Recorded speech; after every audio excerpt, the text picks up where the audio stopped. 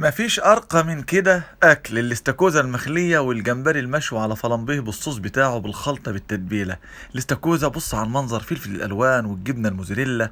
طبعا يا جماعة الاستاكوزا اتسلقت وطلعنا كل اللحم اللي فيها وبدأنا نعمل لها خلطة وصوص وتتبيلة جنب الجمبري. حاجة مفيش سعادة بعد كده. طيب نشكر الله ونصلي على الحبيب النبي صلى الله عليه وسلم، وتعالوا نشوف ايه الحلاوة دي. طلعنا طبعا قلب الاستاكوزا بعد ما اتسلقت، عملنا لها الشكل النهائي الحلو ده.